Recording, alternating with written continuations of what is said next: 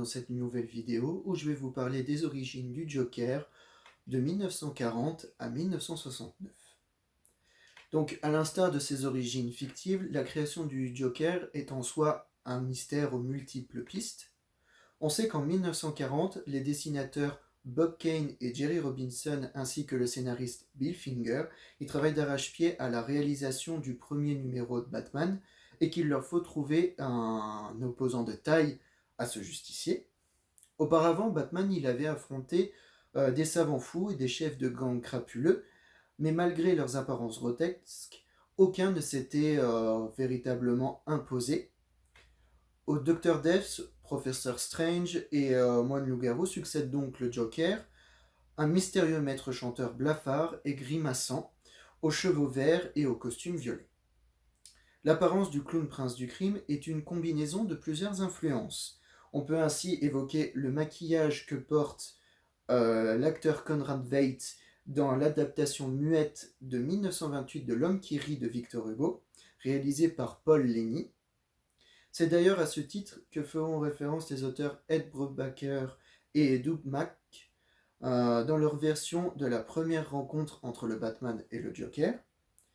Mais leurs auteurs citeront également au cours de différentes interviews d'autres éléments participant à la légende du personnage.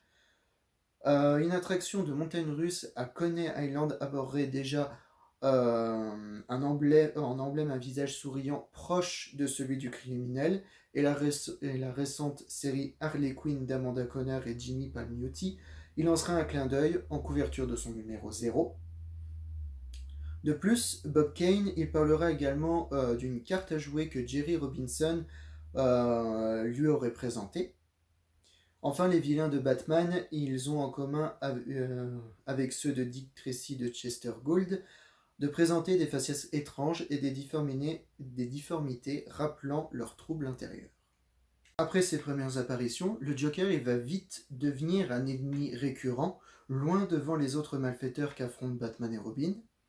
À l'instar de Catwoman et du Pingouin, le Joker il va intervenir régulièrement au long des années 40, allant jusqu'à rencontrer et croiser le fer avec ses autres génies du crime. Il va ainsi, dès Batman numéro 2 en été 40, se trouver sur la route de Selina Kyle, la croqueuse de diamants, et tentera de l'assassiner, débutant ainsi une rivalité qui continuera des décennies durant entre le clown et la voleuse. Quelques années plus tard, ce sera au tour du ventripotent gangster le Pingouin d'être mis au défi par le Joker avant d'entamer une alliance vouée forcément à l'échec. Dans The Night of Knavery, dans le Batman numéro 25 paru en octobre et en novembre 1944, Don Cameron et Jack Burnley ils animeront ce tandem de fortune et leur concours de méfaits. Le Joker, il n'aime décidément pas qu'on lui vole la vedette et il faudra attendre les années 50 pour qu'on le retrouve associé à un autre super criminel, Lex Luthor. Le fait que le savant chauve il habite Metropolis aura sûrement aidé à arrondir les angles entre les deux félons et Superman et Batman ils auront fort à faire pour prouver que l'entreprise que dirige leur ex-ennemi masque en fait leurs activités illégales.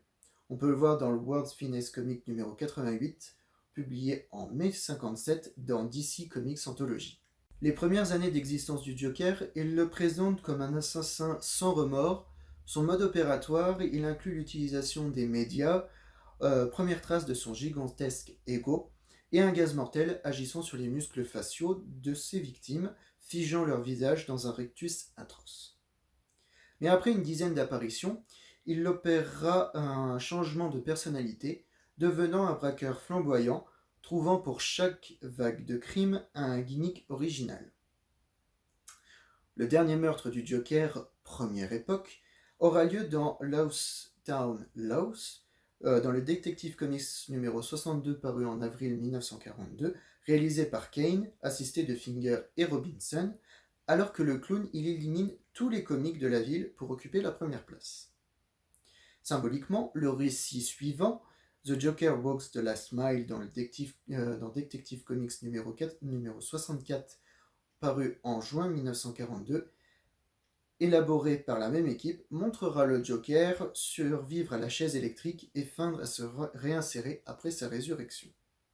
Jusqu'en 1954, le Joker y demeurera l'adversaire flamboyant par excellence du Dynamic Duo, mais l'élaboration du Comics Code, c'est-à-dire le code d'autocensure, portera un premier coup à ce statut, envié par d'autres méchants emblématiques, comme Doubleface, le Cavalier ou le Sphinx, qui n'eurent droit qu'à quelques rixes avec le Chevalier Noir.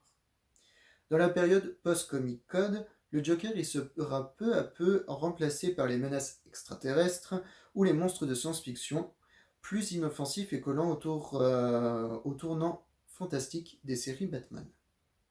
Il faudra attendre la fin des années 1960 pour que le Joker il revienne en force au sein de la série télé Batman,